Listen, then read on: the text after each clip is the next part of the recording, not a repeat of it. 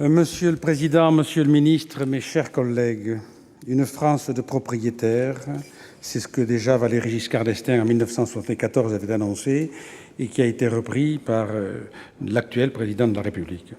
Certes, il répond sans doute à l'aspiration de nombreux Français. La possession d'un logement est en effet une réponse aux craintes sur l'avenir des retraites, ainsi qu'un besoin légitime de transmission et de solidarité intergénérationnelle, et plus particulièrement le goût des Français pour l'habitat individuel. Il s'agit là, de mon point de vue bien sûr, d'un vieux mythe conservateur, réactionnaire, faisant fi des réalités qu'implique en pratique une telle politique, et je parle essentiellement dans nos agglomérations. La maison individuelle dans une agglomération, c'est l'étalement urbain, avec toutes les dépenses que cela occasionne pour une collectivité publique, mais aussi pour les ménages. Mais fait aggravant, cela a favorisé la spéculation immobilière, ce qui a eu pour conséquence, évidemment, de renchérir le coût des terrains et, par-delà, celui de l'accession à la propriété. Quant à l'accession sociale à la propriété de type logement ou appartement sans accompagnement, la conséquence est souvent ce qu'il est convenu d'appeler aujourd'hui, de constater d'ailleurs, les copropriétés dégradées. Et pourtant, Monsieur le Ministre et mes chers collègues, je continue à penser qu'il faut encourager et favoriser un parcours résidentiel dit ascendant. Tout cela pour dire que si l'on veut favoriser l'accession à la propriété, il faut d'abord une mesure simple, maîtriser le foncier. Et cela passe, parce qu'on l'a beaucoup oublié depuis 10 ans, par la réactivation des zones d'aménagement différées, qui ont le mérite de geler le prix du terrain. Cela passe par l'appropriation par les collectivités de terrains constructibles le plus tôt possible. Cela passe également par une taxation conséquente et obligatoire des terrains qui sont rendus constructibles à la suite d'une décision publique. Soyons lucides, l'accession à la propriété est devenue de moins en moins accessible aux ménages à revenus modestes, ça vient d'être dit, tandis que la proportion des ménages sous plafond PLUS grimpait de 64 à 74% entre 2001 et 2006, la proportion des ménages à moins de 3 SMIC parmi les accédants chutait de 45 à 33%. Les classes moyennes ont, elles aussi, subi fortement la crise et la pression immobilière. Il faut dire qu'en 15 ans, les prix de l'immobilier ont été multipliés par 2,5, alors que le revenu des ménages n'a progressé que d'1,5 point. Malgré la déductibilité des intérêts d'emprunt, les prêts à taux zéro, le pass foncier, les maisons à 100 000 euros, celles à 15 euros par jour et le taux d'intérêt très bas, la France des propriétaires n'a pas beaucoup progressé, 57% de propriétaires. Ce chiffre n'a pas bougé depuis 2007 et je passe sur ce qu'a dit mon prédécesseur. Vous nous avez proposé une réforme des aides à l'accession, une de plus, si je peux me permettre. Ainsi, le PTZ, le prêt à taux zéro plus, dont vous nous dites qu'il mobilisera 2,6 milliards d'euros au lieu d'1,2 milliard.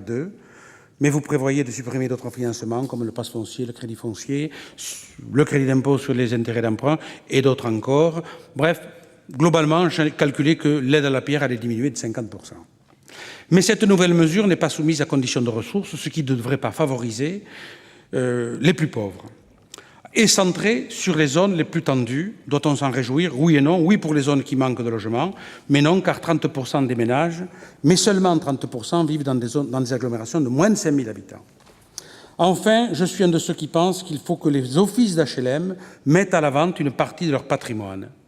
Je rappelle que la somme dégagée par la vente d'un appartement permet d'en construire 3 ou 4. Mais aujourd'hui, les offices d'HLM sont arc-boutés sur un positionnement qui, de mon point de vue, est un positionnement idéologique, parce qu'on pourrait entendre que la vente d'appartements publics serait en quelque sorte une privatisation rampante d'un bien public. Je rappelle qu'il s'agirait seulement de vendre à un particulier, et je dis bien un particulier, de vendre, et la vente devrait se faire sous garantie en cas d'accident de la vie, et que le syndic de la copropriété demeurerait l'office d'HLM vendeur. Mais le proverbe dit, quand on veut tuer son chien, on dit qu'il a la rage. Et là, les offices d'HLM excellent. Les gens ne seraient pas acquéreurs au motif qu'ils ne voudraient pas acheter un logement dégradé dans une zone dégradée. Évidemment, si on met en vente des appartements dégradés, personne n'en voudra. Mais dans les propriétés HLM, il n'y a pas que des appartements dégradés, dans des immeubles dégradés et dans des zones dégradées. J'en connais, j'y ai même vécu. En réalité, on voit aujourd'hui que le problème est moins l'accession à la propriété que l'accès tout court à un logement. Les causes sont diverses, précarisation des ménages, loyers de plus en plus déconnectés des revenus, insuffisance de construction de logements. Enfin bref, on connaît ça par cœur ici. Le déficit serait de 900 000 logements, dont 500 à 600 000 sociaux.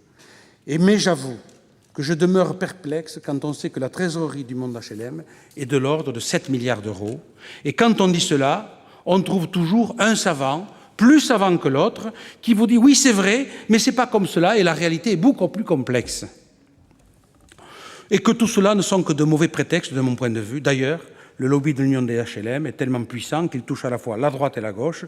On l'a vu ici la semaine dernière, j'en parle avec vous, Monsieur le ministre, je ne sais pas trop comment d'ailleurs, on a supprimé un amendement. Bref, on aura l'occasion, sûrement à l'occasion de la loi de finances, d'en reparler. Moi, je voudrais rappeler une chose, et c'est dramatique d'être obligé de le rappeler ici, que les offices d'HLM sont un outil au service des collectivités locales pour rénover et produire du logement, et non pour faire de la trésorerie ou se livrer, comme certains, à des opérations financières douteuses. Je sais que ce n'est pas la majorité, mais c'est une réalité. Et je dois le dire, aujourd'hui, ils sont parfaitement relayés par ce qui est devenu ce que j'appelle un syndicat professionnel et corporatiste, qui est l'Union des HLM. Vraiment, je crois que c'est ce qui a généré une technobureaucratie qui finit par vivre pour elle-même en perdant de vue ce pourquoi elle existe et ce pourquoi elle est née. Et tous ces gens-là, largement diplômés d'ailleurs, au lieu de mettre leur savoir au service de l'innovation, au service de la créativité, de trouver des formules intelligentes qui aident les collectivités locales à produire moins cher, ils emploient toute cette énergie à la défense des trésoreries des offices d'HLM. C'est une perte de sens totale, Monsieur le ministre. D'ailleurs, dès lors que l'on crée une union pour quelque chose, c'est en général pour affirmer la défense d'intérêts particuliers liés à la profession. Passons là-dessus. Alors certes, il y a la crise économique, certes, il y a le désengagement de l'État, mais ces deux facteurs ne doivent pas enlever un troisième qui est majeur. C'est celui de la volonté politique locale qui ne relève ni de l'État ni de la crise et qu'on ne peut pas enlever aux maires, aux présidents d'agglo ou aux présidents d'office d'HLM. Or, force est de constater que cette volonté politique, sur tous les bancs, est atone. Sinon, il y a longtemps que nous aurions résolu le problème du logement dans ce pays.